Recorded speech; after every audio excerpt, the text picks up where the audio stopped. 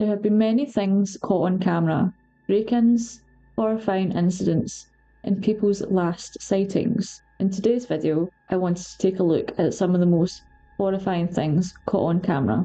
Disappearance of Emma Filipov. Emma Filipov, born January 6, 1986, is a Canadian woman who has been missing since November 28, 2012. Filipov was last seen in front of the Empress Hotel in Victoria, British Columbia, at age 26. She spoke with Chateau Victoria staff at 7 a.m. on the morning of her disappearance. Her red 1993 Mazda was later found in the parking lot of the Chateau Victoria with almost all of her belongings in it, including her passport, library card, digital camera, clothes, a pillow, laptop, and recently borrowed library books. It is believed Filipov used her car as storage. Pre-disappearance. Filipov arrived in Victoria in the fall of 2011 from Perth, Ontario. She had brief employment at the Red Fish Bluefish seafood restaurant in Victoria's Inner Harbour. Since the work was seasonal, Filipov left the job on October 31st, 2012. She assured co-workers she would be back the next spring.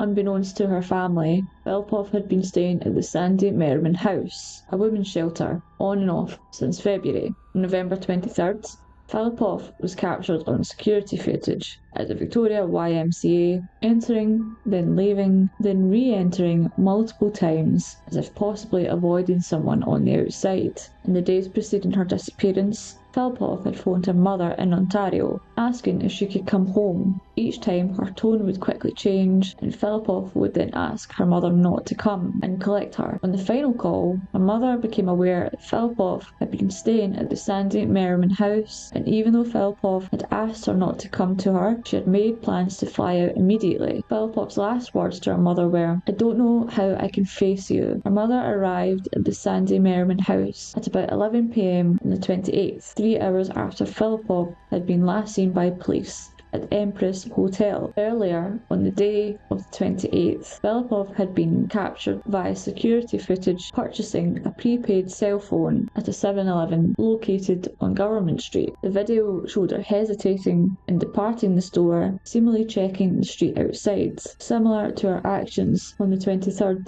at the Victoria YMCA. She returned to the 7-Eleven to buy a prepaid credit card for $200. Reportedly, she left the Sandy Merriman house at around 6 p.m. that day. Soon after, Filipov hailed a taxi and asked to be taken to the Victoria International Airport. However, she soon exited the taxi for lack of adequate fare, even though she had a $200 prepaid card. Minutes later, Filipov was seen walking barefoot in front of the Empress Hotel. An acquaintance of hers, Dennis Key, called 911. To say a woman was in severe distress outside the hotel. Victoria police arrived, took Filipov's name, and spent 45 minutes speaking with her. Deciding that she was not a threat to anyone or herself, they released her. Later that evening, police met with Filipov's mother at Sandy Merriman House. By midnight, Filipov was classed as a missing person. Post-disappearance. Initially, police stated that Filipov had last been seen with friends several blocks away on Burdett Avenue between Blanchard and Kedra Streets. Investigators explored more than 200 leads, turning up with minimal information. Most evidence indicates she was planning to return home to Ottawa, but there was no proof that she ever managed to leave Victoria. Filipov's credit card was allegedly found on the side of the road near the Juan de Fuca Community Centre, north of where she disappeared. It was found by a stranger who used the card to purchase cigarettes, and this was tracked by police. Filipov's writings. Filipov wrote copious poems about her time in Victoria. None of it indicated that she was ever being stalked. Even though some of it indicated she was depressed, experts said the writing did not have the hallmarks of suicidal ideation. According to Filipov's mother, the Sandy Merriman staff claimed that Emma Filipov required both physical and medical intervention. Sadly, this case went cold, and Emma was never found. Disappearance of Trevor D. On the 8th of December 2000, Irishman Trevor D disappeared in Dublin. He had been walking home around 4 a.m. from his work Christmas party, having stopped at his office on the way to retrieve an umbrella and arrange certain things for his shift the next day. He was seen on security cameras entering and leaving his office building. CCTV footage shows that a man dressed in black was waiting outside the gates of the bank for approximately half an hour before Daly arrived. By the time Daly left the bank, the man was no longer waiting outside. This man was never identified.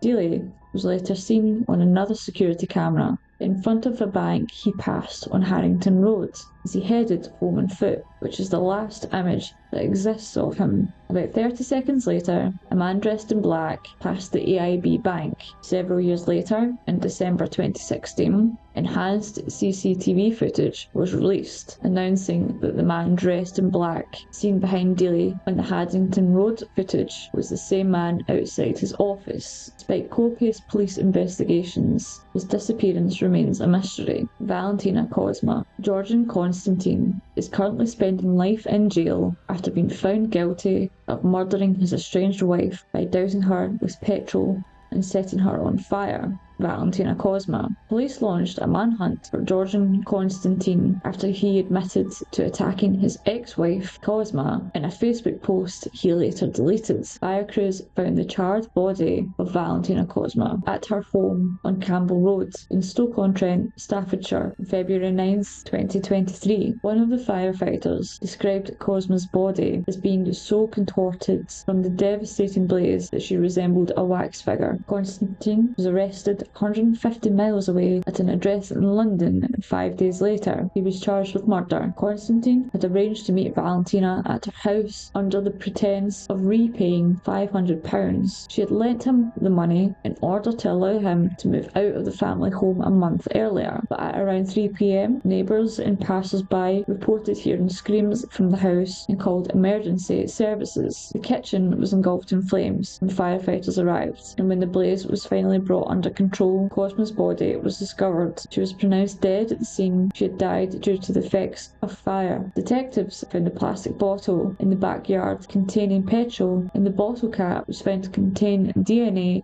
that matched to Constantine. CCTV captured him purchasing a green plastic jerry can, filling it up with petrol and paying for it at a Sainsbury's petrol station, even though he didn't have a car. Detective Inspector Adrian Webb at Staffordshire Police said after the case, Valentina worked tirelessly to attempt to make a better life for her son. I can't imagine how her murder when he was just 16 has impacted him. Georgian Constantine's cruel, self-pitying and cowardly act has left a son without a mother and a father jailed for murder. It's incredibly eerie seeing the footage of Constantine buying the fuel which he would then later use on Cosma. May she rest in peace, and I hope her son's doing as well as he can. The Cecil Lift incident. On February 19th, 2013, the body of Canadian tourist Eliza Lamb was recovered from a large cistern atop the Stay on Main Hotel in downtown Los Angeles, where she had been a guest. She was last seen alive January 31st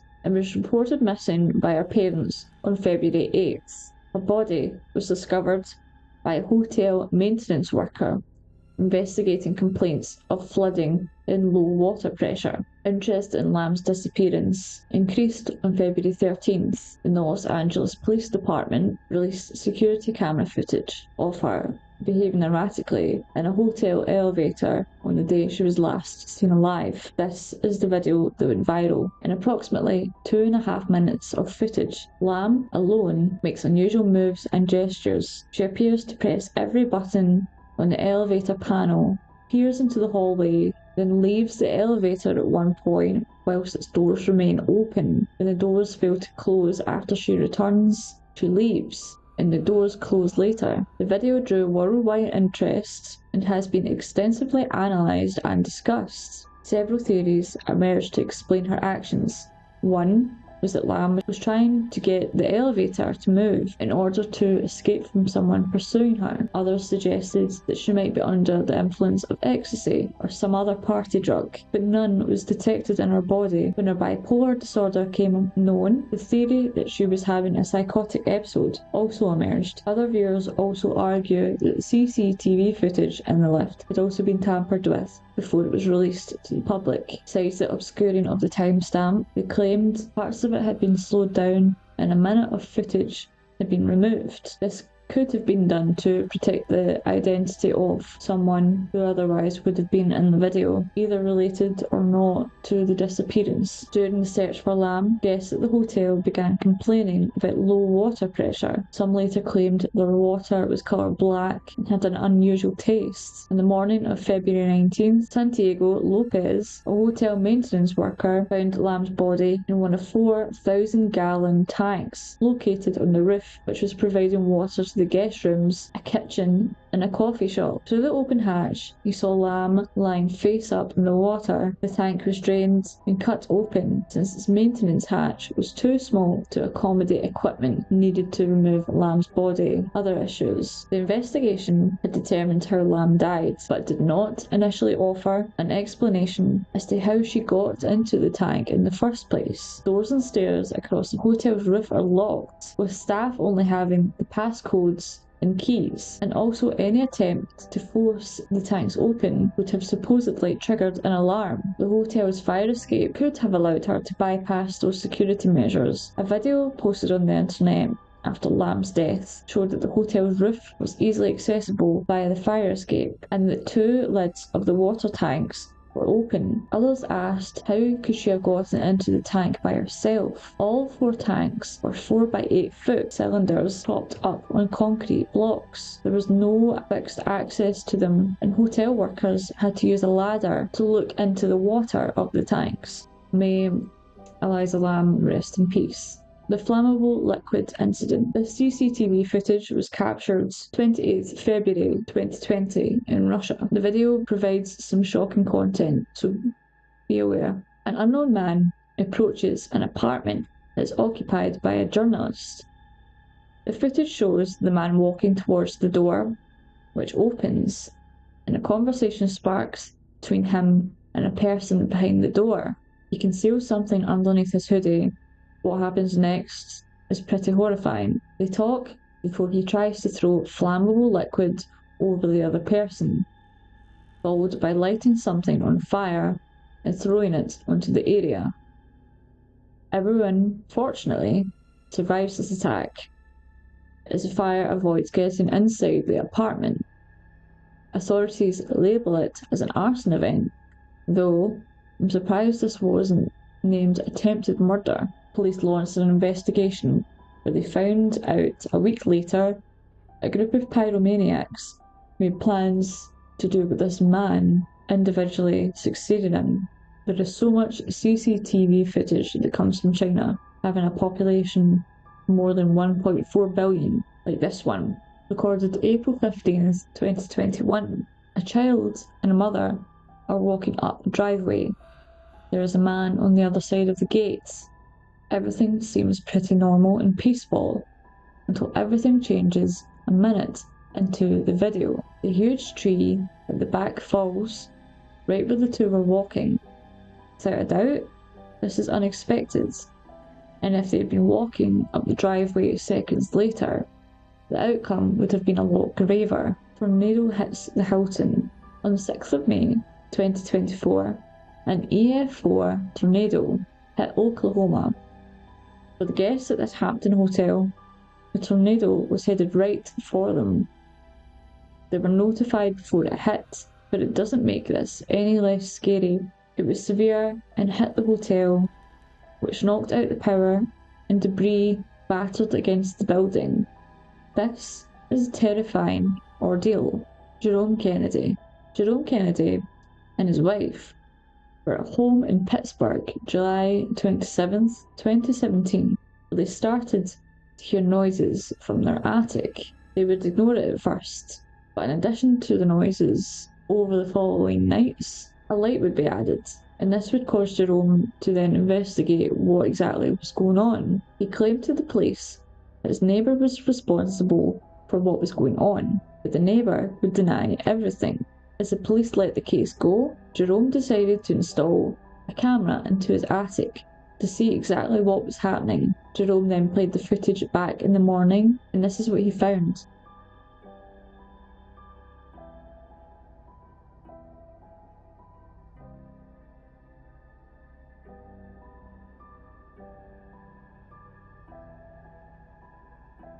His suspicions were correct. His neighbour, Robert Harrella, was arrested by police, and it was discovered he had made a removable wall to gain access to Jerome's house. This evidence led Robert to being charged with stalking and trespassing. Who knows why Robert had these intentions or what he was planning to do next. The storage unit. Back in November 2009, a man named Joe Cummings lived in a small New York apartment. He would start to notice food disappearing from his fridge and his pantry. He confronted his girlfriend and asked her about it, but, oddly, she would deny eating any of the disappearing food. Not believing her, Joe decided to set up a camera overnight to catch her and confront her about it in the morning. However, when Joe reviewed the footage, he was met with something horrific. An unknown woman can be seen climbing down from a storage unit, which has no connection to any other area of the apartment. Then, she would walk over to the fridge and pantry and help herself to the food, drinking milk, things like that. Joe actually comes out of his room at one point and she hides before grabbing more food after he leaves and heading back up to hide in the storage area. After Joe reviewed this footage, he immediately called the police. When they arrived, they would locate the unknown woman from the storage area and arrest her. It's unknown how she got into the apartment, and police guessed she had been living there for a couple of weeks, having plans to eventually rob Joe, but whether these were actually her motives were not confirmed. Alright, that's pretty much it. Thanks for watching, guys, and rest in peace to all the victims involved in today's video. I hope their families have somehow managed to find some peace through all this. Yeah, I've kind of decided to change up the content a little bit.